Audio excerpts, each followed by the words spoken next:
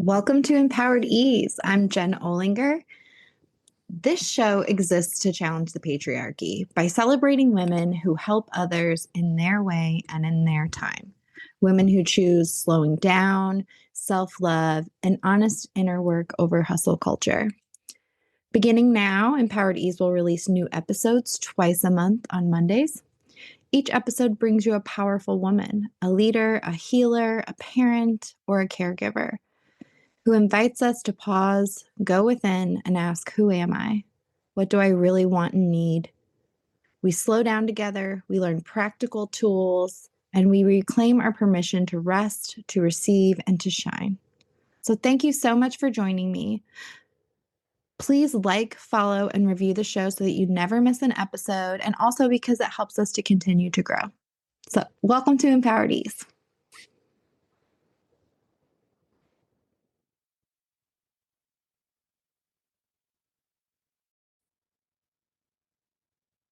Hello, and welcome back to Empowered Ease. I'm your host, Jen Olinger. I'm a former ICU nurse and a holistic nurse coach. And usually I have a wonderful guest on that is making a difference in the lives of others, usually a wonderful woman. This week I'm changing it up a bit. I've got a lot of amazing guests booked for the next upcoming months, but there was a little lag in the schedule. And I thought, I should do a little mini series on something that comes up a lot on the show, something that's one of my specialties, and something that I think a lot of women are struggling with, which is burnout.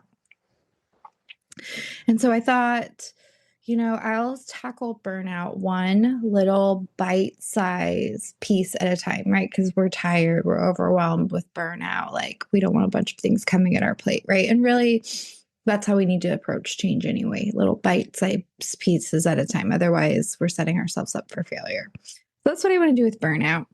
And there's a lot of topics to cover, especially when we're doing the bite size, right? Some might not apply to you, and that's fine. You can leave those. But if you're feeling burnt out, I encourage you to check out this series. So today we're going to start with one that I was guilty of today, which is why it inspired me to start here, but letting yourself rest without guilt.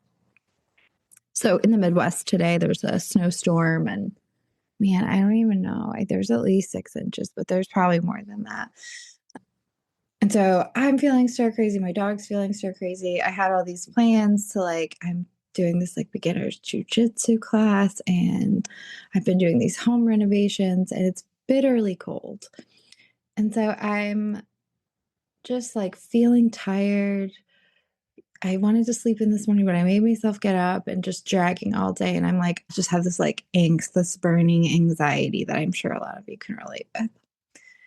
And I'm why can't I just let myself rest today? Why can't I? And then I decided I'm gonna. So I took a bath. I did this. I've been doing this light flash meditation that if you want to hear more about, let me know, but it's amazing. And so I took a bath, I did that. And then I thought, this is the topic. This is what we're going to cover today. Podcast, this is where we'll start, because I think this is a really common problem women face, one many of my clients have been able to relate with. And that's that sometimes even when we're letting our bodies rest, our mind is not actually letting us rest because we're shaming ourselves, or we don't understand all the kinds of rest that we need, right? We need more than just to rest our bodies. We need to rest our emotional selves. We need to rest our sensory selves. So we're going to dive into some of that today, kind of talk about some of the barriers that get in the way. So let's kind of dive in here into resting without guilt. So some of you know, some of you don't. That's kind of what kickstarted me back into my healing journey as an adult, was a major burnout after being a critical care nurse for 10 years. Oh my goodness. I had physical, emotional. I had to take 3 months off work. And so I can really relate to a lot of this. And some of these I am very guilty of. So some examples of ways that we can kind of think we're resting, but we're not. So one thing I used to do all the time was when I was working like a long stint of shifts in a row, they're 12-hour shifts. I would get home after a 12-hour shift and like in the middle of 3 or 4 day in a row and just like I've been talking to other people all day, focusing on other people and have had no time to myself. And so I find myself like wanting to stay up late, like watching a mindless show or scrolling on my phone. Right. And so I feel like I'm resting, giving myself some form of rest, like time to myself, but that is like working against me. That's a good one. Like I mentioned before, shaming yourself when you are resting your body, like that's not restful if you're in your head talking against yourself. Oh, another one. This one used to happen to me too. Waking up in the morning and like the first sign that I'm awake, right? My body, my brain has the awareness, oh, I'm awake. The to-do list for the day starts running in my head. And even though I may have not gotten enough sleep, I may have not gotten 7 hours, that I may be exhausted, I will pop up and think I gotta keep going on this list, right? So that's what I've gotten haven't done in a long time. Like I've learned to really let myself rest, but it's one that I feel like I used to do all the time, and a lot of people are guilty of. Let's think of some more. Well, we'll go through them, but there's a lot of ways which we can kind of sabotage our rest. And we need, like I said before, more than just one kind of rest. So first let's talk about kind of what burnout really is.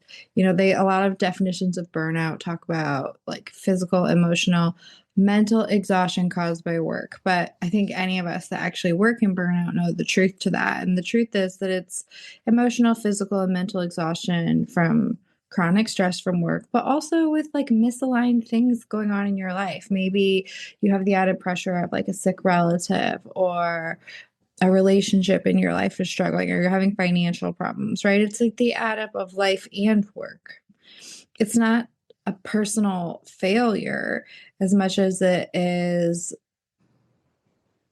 Well, it can be a lot of different things, right? It's a lot about mindset shifts that need to happen in order to tackle the things that are causing the burnout. So that's what we'll start to address here. So it's often a combo of, and I see this in my clients all the time, like nervous systems on overdrive, right? Like this is so common with people who work in healthcare because you're worrying about conditions in other people all day, and then you're heightened, you're thinking about, oh, gotta check this, gotta check this, gotta check this, right? You're on your list. And then there, like in the ICU where I work, there's alarms, there's several different kinds of alarms. There's just so much noise going on. So your nervous system is just like in fight or flight, or just all the time, right? It's also that in combination with issues with boundaries, which a lot of us have issues. We may think we have really good boundaries with other people. Well, do you hold really good boundaries with yourself? And what are there some contexts where you don't hold good boundaries? So boundaries issues. Sometimes it is boundaries with other people, and we hold really great boundaries with ourselves. And then it's also a combination sometimes of like some identity issue of like, it's common for burnout to happen in, well, one, neurodivergent people because they're masking. So it's extra energy out. They're already using that extra energy. But it's also common, it's certain stages of life, right? Like, so during transitions, like your first year of nursing, midlife transitions, when we're rearranging our priorities. And it's more about where we see ourselves and our purpose. When we talk about identity, it's, are we connected to the things we're doing in a meaningful way? So, yeah, very, very different things than I think the typical definition of burnout. So, we're not going to cover all those things today, but as the series goes on, we will start to address some of these things like boundaries, learning to say no, how to regulate our nervous system, how to build self-trust, how to like create an identity beyond like people pleasing, being productive, how to build healthy communities, sustainable self-care, things like that. So we'll get to it. But this week our focus, rest without guilt, right? This can be a big one, right? There's a lot of cultural things working against us when it comes to this, right? We're kind of in the middle with this internet age of hustle culture where we won't need to be everything, do everything to everyone. And busy is equated with our worth, right? So, like, the busier you are, the more you get done, the more worth you have in this culture. Being resting or is equated more with being like selfish and lazy, right? I mean, I know that changes a little bit with which socioeconomic status you're in, but generally that's how those things are equated. We have a lot of internalized beliefs that were kind of like programmed into us, especially as women with like good girl conditioning and being like the people pleasing that's just built into our culture fits right into this, like why burnout would happen or, encourages or I guess adds to burnout is what I want to say. Sometimes we have internalized beliefs that are working against us, right? Like if I stop doing all these things, then everything will just fall apart, right? Like I then feel like a lot of moms feel like this. Other people need me more than I need to rest. That's another mom run, right? Like being the martyr, self-sacrificing. A lot of these things are learned in childhood too. So sometimes we need to just flip the script, change the narrative, learn to think about things a little differently, get a little different perspective. What is the cost of this of us, right? Of us not really resting? What cost are we paying when we don't allow ourselves to rest?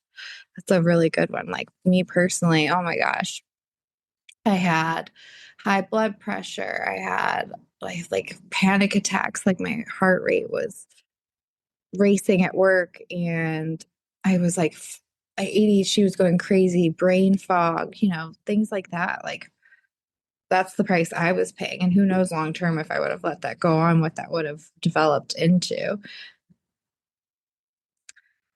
Brain fog, irritability, resentment, struggles in our relationships. These are some of the costs that we can have with that. It can affect our sleep. It can increase our anxiety, all these things. We could, these are all these classic symptoms of burnout we're hearing here. Disconnection from joy and creativity, right? We just burn out. You just kind of feel numb.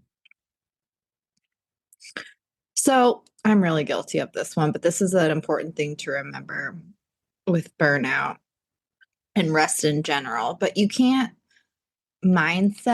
change your mindset out it as a way to fix like a physically and biologically exhausted body. So I'm guilty of trying to constantly like rationalize or intellectualize things. So if I can understand it, I can make a plan and I can start working on the plan. And this is learning more to let be, let it go, right? Which is a hard thing to learn. And I am by no way in no way mastered it, right? It's a process, and I don't know if I'll ever stop. I don't know if I'll ever get there to any destination, but I'm getting better. So I think what we need to talk about is really then what is rest, right? How can we do things? What kind of rest do we need? So let's start with this rest. And you might want to write this down. I'm going to say it more than once. Rest is not a reward. Rest is not a reward. It is, you do not have to earn rest. You do not have to be, productivity is not a requirement for rest. Rest is not a reward. So if you need to write that down somewhere or make that your new mantra, I think for a lot of us, we need that reminder. Rest is not a reward, right? We don't have to earn rest. And it's not just going on vacations. It's not just taking a nap in the middle of the day, right? So I want to focus on 3 kinds of rest. Micro resting, which is like just like taking 5 minutes to pause, sometimes 2 minutes to just pause before you speak, enter a room, say something, maybe just to breathe, to focus on your breathing, right? So micro resting, talking about emotional rest. So not feeling like we need to fix all the problems, do everything, be everything to everyone. That's a hard one. And then we need sensory rest. We need breaks from our phones. We need silence. We need soft lighting. We need to set the tone. We need to give our nervous system a reset.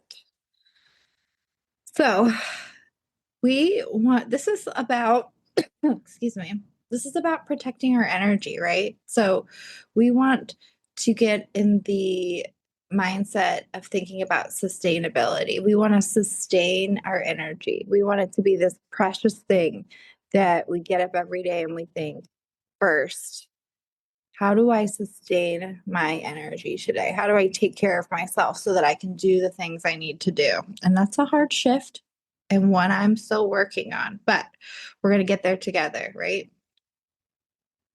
So we're not superheroes, right? The older we are, the more rest we need. Honestly, the more of these like resets, the more I learn to let go in new areas and find that that's actually the answer to a lot of my problems. It's learning to let go, right?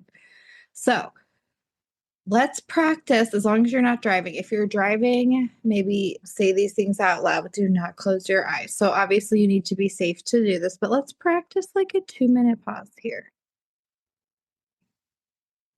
This is something you can do moving forward once a day and set a timer. And all I want you to do is breathe and notice your body. So you can listen to my words if you want, but you can listen to music. But the point is for these 2 minutes each day to look inward. Notice how you're breathing. Are you breathing past your upper chest? Are you actually taking full breaths? Because that keeps us in fight or flight, keeps our nervous system wired. And if you are, then take a couple deep breaths all the way down into your belly as deep as you can, right? Notice if when you're breathing, you feel tension somewhere, some pain, some discomfort. Maybe stretch it out, breathe into that area, give yourself a little attention. Something I like to do is ask myself, like, what do I need right now? And I took a while to start realizing it, but sometimes it's like water to pee, what body signals am I numbing? Because we learn to do that. So take that 2 minutes if you can and do a micro pause. For some of us who aren't used to this, it actually might be difficult and your brain may like tell you this is stupid, this is a waste of time, right? And that's just your conditioning. It's not true. If you have thoughts, which this is a lot of people I hear when we talk about like meditation or being mindful or pausing. It's like, oh, I just think the whole time. And that's okay. The goal is to notice the thoughts and try to let them float away. Like, oh, I'm thinking right now. That's okay. Bring it back to the breath, right? It's not a failure if you think the whole time. You're still pausing, you're still getting the benefits. And the more you do it, the better it will get. I said we'll do it right now, but we'll do it in a minute. Another thing we can do is, okay, so the guilt and the shaming, right? That is an energy sucker. I did this workshop last year about energy blocks, right? And shame, guilt, avoidance, huge energy suckers, right? So we need to learn to like flip the script on our guilt, on our shaming. Sometimes it's hard to do that. And if you need more help on like understanding how unhelpful shame is, because I think a lot of us believe that shame is helpful, it's motivating, right? But if you look at Brene Brown, a shame researcher, which I'm sure you've heard of her, I mean, she'll tell you it's actually the opposite, right? It works against us. So resting now helps some things you can tell yourself instead of what you're shaming yourself. So if you catch yourself shaming yourself, which is normal, right? We don't like change right away when we are trying to start new practices, right? We catch ourselves, we fall back. So the first part of this is just like, I'm doing it, right? I just shame myself, catching yourself doing it. So, and then you want to either like rationalize with it, like, that's not very nice, right? Speak back to it. You can challenge it, right? You can say a mantra like rest is not earned, like we talked about earlier. You can tell yourself one of these phrases like resting now helps me show up with more presence later. You could say I'm allowed to be a human being. I'm just a human doing. And this is my favorite. I don't know if they used to read this in like a lot of yoga classes I used to go to, but it's what is it called? The des, oh, I have it written out. I don't want to butcher the name. Des, a Desiderata poem I think it's a very long poem written in like the 20s. It's like a father wrote it to his daughter as advice on how to have a happy life. And it's long and it's been translated. But one of my favorite parts is you are a child of the universe, no less than the trees and the stars. You have a right to be here. And you should Google the whole thing if you are interested. And maybe I'll put it on the Patreon page if you guys are interested in a reading of it. It's really beautiful. And I think it's like emerged in popularity around like recently in the last decade, but also like it was really popular in the 70s and I believe the 50s as well. So like some times of growth, this poem pops up again and is popular. So it's worth the read if you're interested. So anyway, moving on. So moving forward, we talked about like flipping the script, the 2-minute pause. And I think another thing you could do is give yourself, like if you're already doing that, or if those don't seem to appeal to you, is like a non-negotiable daily ease moment. So like maybe you decide to sit and have your coffee or your tea in silence every morning and look out at the birds out your window. The older I get, the more I like birds. I don't know if that's a genetic thing, if that's just what happens when women get old, we start liking birds. But I've noticed some of my good friends also really into birds. I have a bird book and I look them up what they are because I have a pond and we live off a lake and love the birds. Okay. Anyway, could go on forever about birds. But so make yourself your coffee, tea. Make it a routine to go for a short walk outside. Maybe take your dog, just like maybe once around the block, right? I used to do that when I was younger and I loved it. I need to do that more.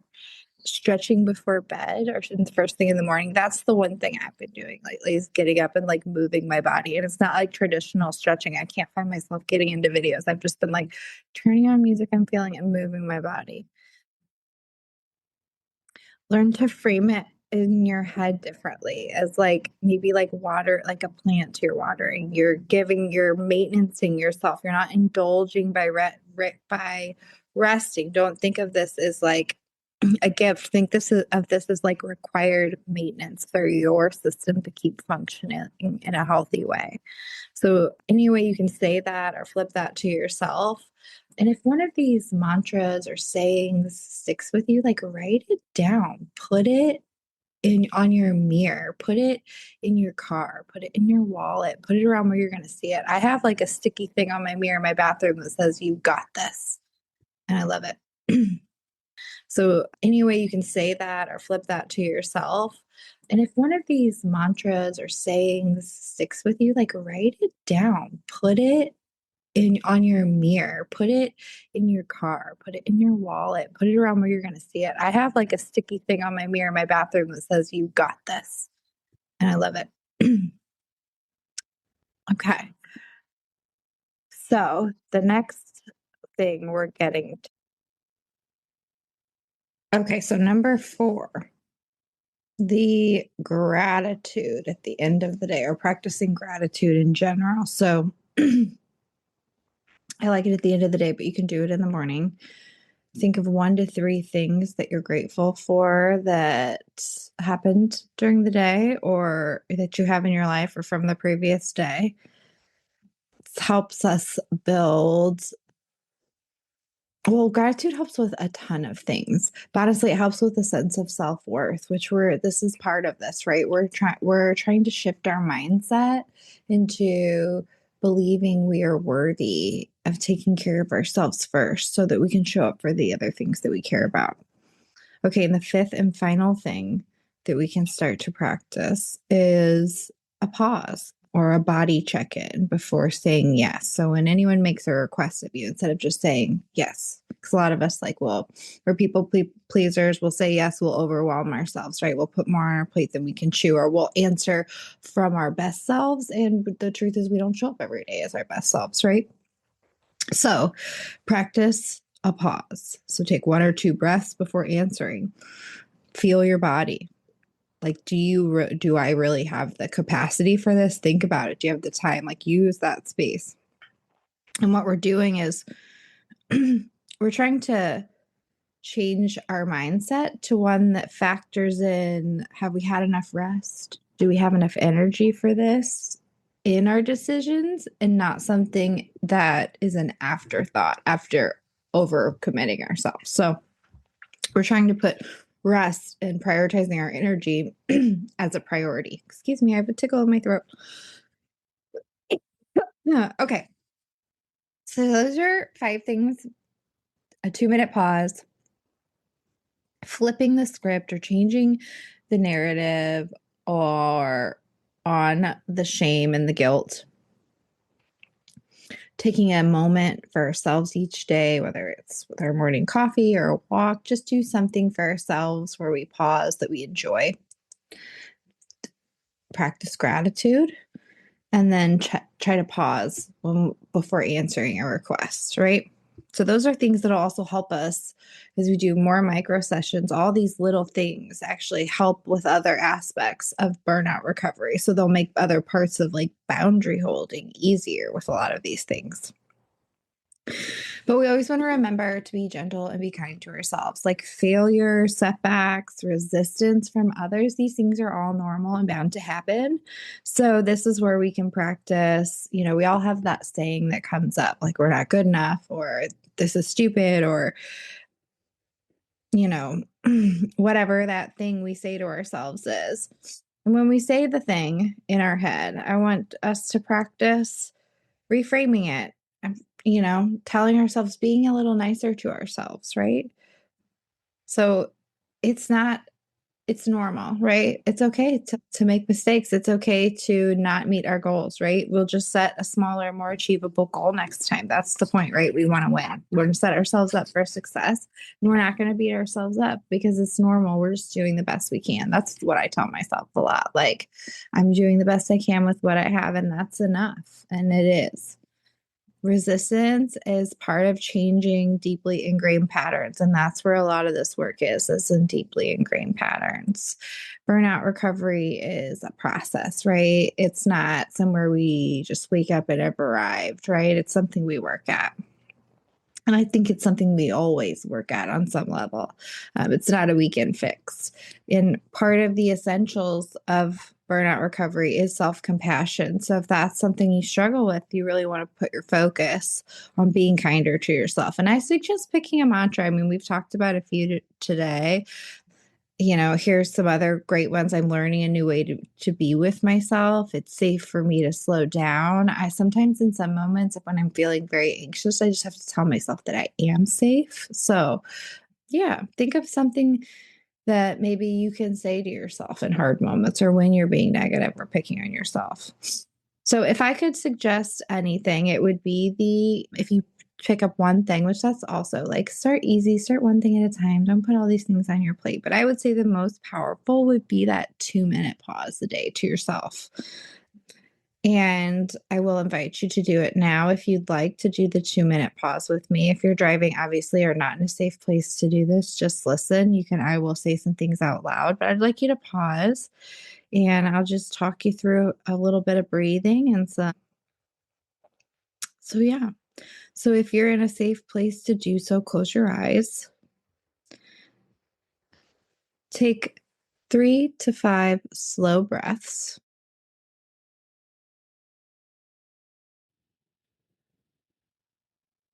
And as you exhale, imagine relaxing your shoulders.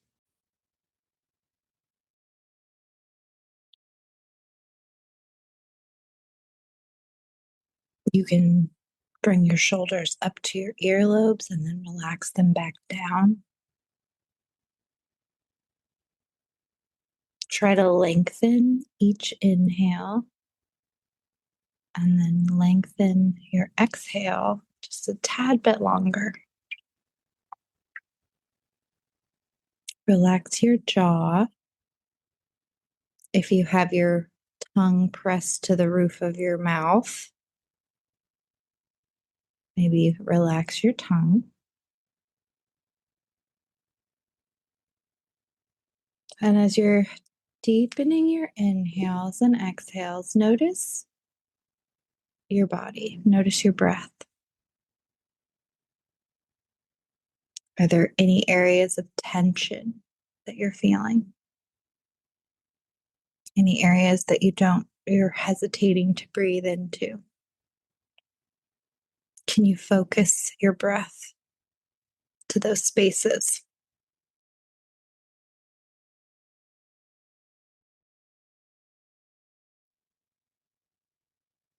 Can you give yourself permission to soften just 5% more, just a little more?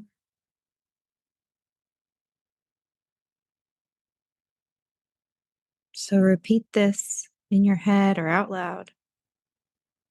My worth is not measured by my productivity. My worth is not measured by my productivity.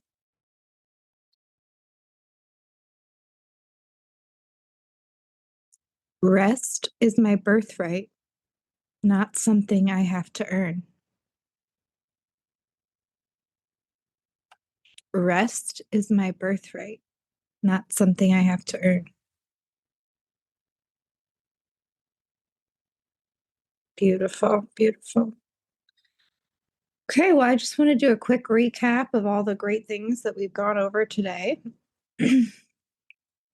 And yeah, so burnout is systemic nervous system based, not a personal flaw. Resting without guilt is a core element of recovering from burnout. Micro practices like the 2-minute pause are enough to begin to shift patterns. If you guys haven't read Atomic Habits, you should. It's amazing. I am obsessed this year. Offer one simple this week experiment. So try something this week. Choose one small practice from today's episode and just commit to it for 7 days. And if you want to take it one step further, journal about your experience. Okay, here's my ask of you. If you loved this episode, if you know someone who is struggling from burnout, share this with them. I would also love to hear how this is going for you, what you're thinking, what's coming up. Share your biggest rest guilt. So you can DM me, you can tag me on social media if you want to do a post. You can find me on Insta, Facebook, Substack, LinkedIn, TikTok. Oh man, I think that's all of them, but it's Jen Olinger. I would love to hear like what your biggest burnout or biggest rest guilt is. I'd love to hear about your personal burnout story. Stay tuned for our next solo episode where we will address another micro part of burnout and we will slowly bite-size work our way through burnout recovery and stay burnout recovered together. So if you like this, please like the episode, subscribe, leave a review, share it with your friends, especially if you know anyone who's struggling with burnout. Let's be honest, like every woman out there today. Yeah, follow the show on socials. I would love that. And yeah, stay tuned. Thank you so much for listening. And I look forward to digging into this topic and hearing your feedback.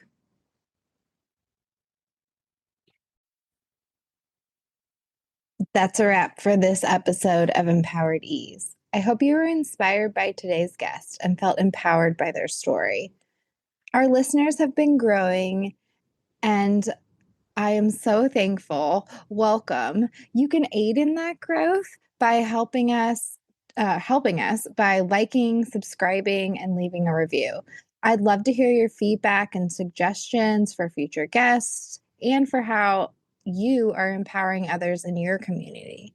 So until we meet again, keep challenging the norms and empowering those around you.